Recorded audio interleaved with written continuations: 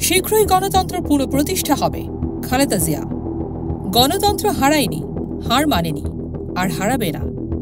খালেদা জিয়া জানিয়ে দিলেন বাংলাদেশের রাজনীতিতে আসছে টার্নিং পয়েন্ট। এই অঙ্গীকার শুধু তার নয়, পুরো জাতির। বিএনপি চেয়ারপারসন বেগম খালেদা জিয়া জানিয়েছেন খুব শীঘ্রই বাংলাদেশে পুনরায় প্রতিষ্ঠা পাবে গণতন্ত্র।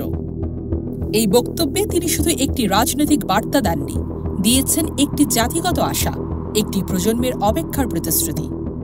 বৃহস্পতিবার রাজধানী ইঞ্জিনিয়ার্স ইনস্টিটিউট মিলনায়তনে বিএনপির প্রতিষ্ঠাতা শহীদ প্রেসিডেন্ট জিয়াউর রহমানের শাহাদাত বার্ষিকী উপলক্ষে আয়োজিত ভার্চুয়াল আলোচনা সভায় বাংলাদেশের মানুষকে উদ্দেশ্য করে তিনি বলেন, এই হোক শহীদ জিয়ার শাহাদাত বার্ষিকীতে আমাদের পবিত্র অঙ্গীকার।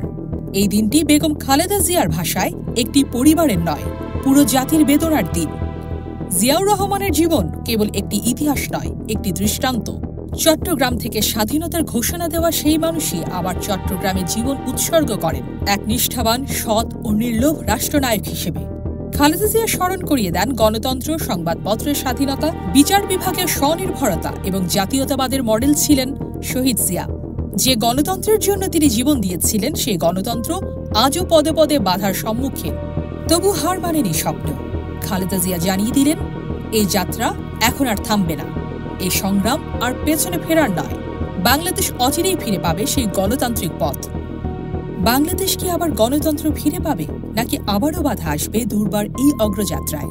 খালেদা জিয়ার এই বার্তা যেন হয়ে উঠেছে একটি অঙ্গীকার, একটি আহ্বান, একটি যুদ্ধের ঘোষণা। আপনিও কি এই যাত্রার একজন যাত্রী?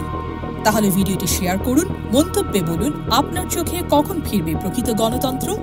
লাইক দিন, সাবস্ক্রাইব করুন আমাদের চ্যানেল এবং বেল আইকন চাপতে ভুলবেন না, কারণ আগামী নিউজে আমরা জানব কে এগিয়ে আর কে পিছিয়ে পড়ছে এই রাজনৈতিক যুদ্ধক্ষেত্রে।